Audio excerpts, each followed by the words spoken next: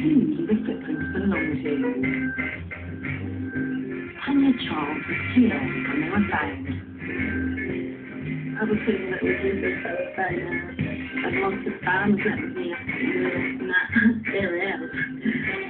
You fellas wear shoes, we don't. We didn't back then.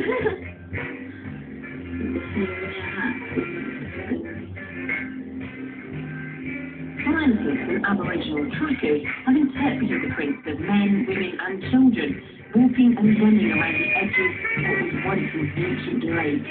The most bizarre track Bigfoot. seems to belong to a white-legged man.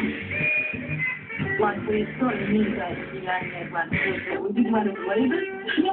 Because, I went to way back in them times, it was like, oh, scary. And he was chasing a kangaroo and on his first day, he actually missed the kangaroo. Yeah. On his second day, the guy even dropped him down to one knee. How long ago did these people live?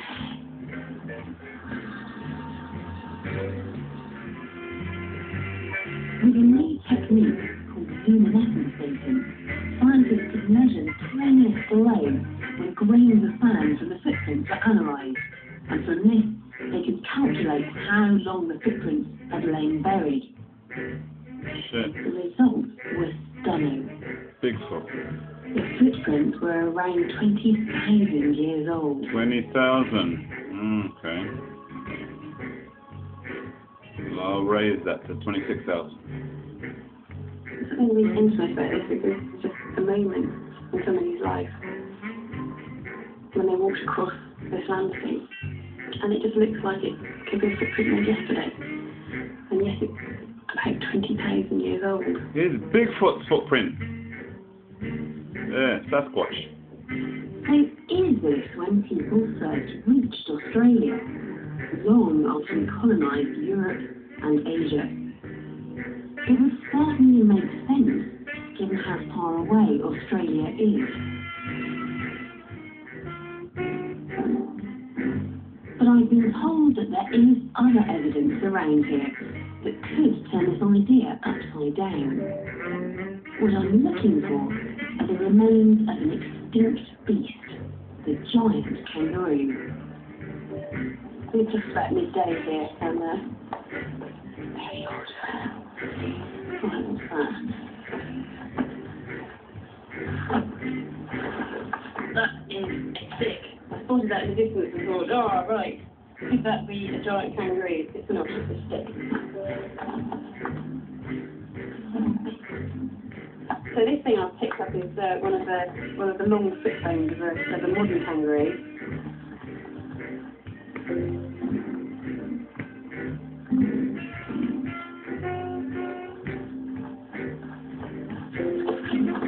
Dr. Alice Roberts. Minus the red hair. That's good. If I put those together like that, that is the toe bone of an ancient giant kangaroo. Now, if we look at the hand, you can see that basically it's the same bone as this one. This one belongs to a much chunkier animal. They're actually similar lengths, if you imagine this was the end on that as well. But you can just see how much chunkier that is. And you can imagine how much heavier that animal would have been.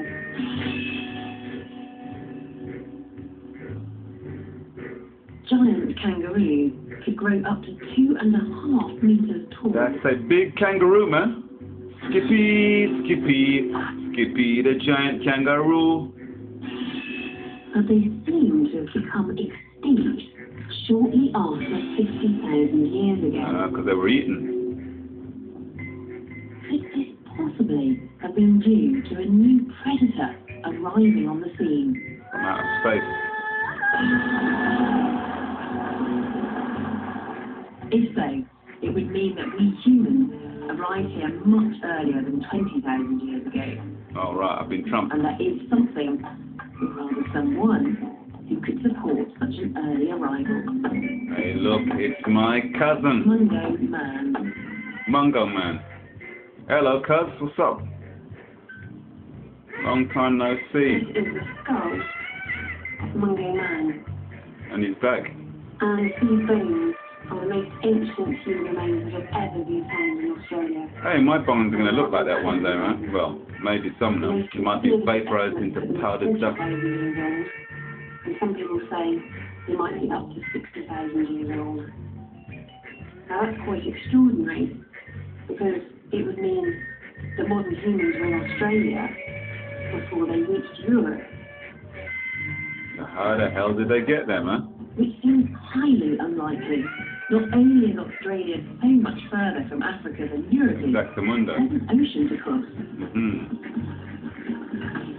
But where there's a will, there's a way. So unlikely does the journey seem that some scientists have poured doubt on it. Well, they're always pouring doubt on shit until they're proved wrong.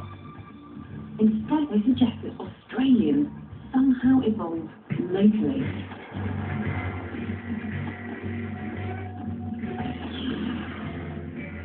And it really is a mystery. The problem is that there's very little physical evidence to show that this route from Africa all the way to Australia was ever taken. It's one of the biggest puzzles of our human journey. There's only one way to solve this mystery, and that's to go back to the beginning of the trail. To Africa.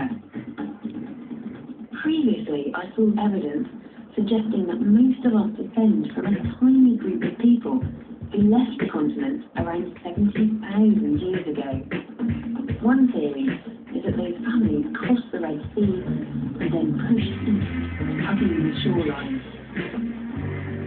Then they were probably trekked along the Indian coast. Ancient man. Bipedal hominoid. So that's the first place to look for evidence of this journey towards Australia.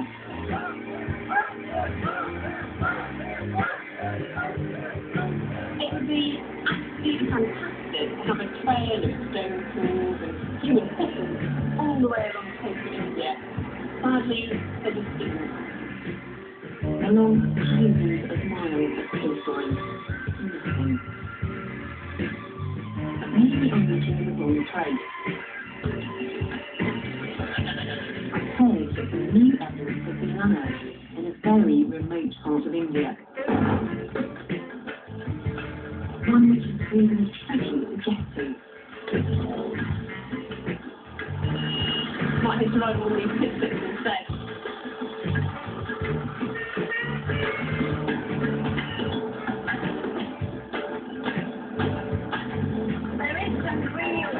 Turning up right now, and large bodies of ice a very long way from the coast.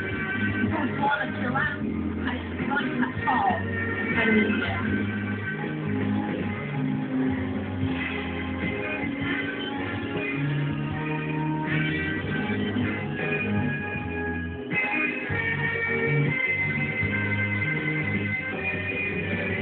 Here is a beautiful fertile valley.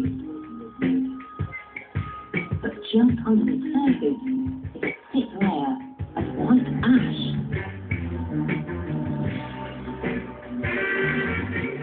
Today it is lined by poor families in the village of Jalapuram who sell the ash to chemical companies. The ash itself has an incredible story to tell. Big volcano. It starts thousands of years ago when Mount Toba on Sumatra erupted.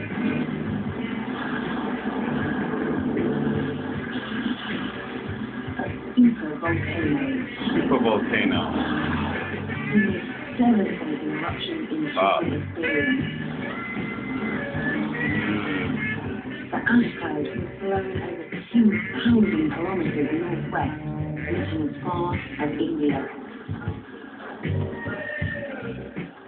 Wiped out a lot of mother. Just imagine what it would have been like, a lush landscape suddenly transformed, haze of ash in the air, choking plant and animal life. It would have been an environmental disaster. So what can people tell us?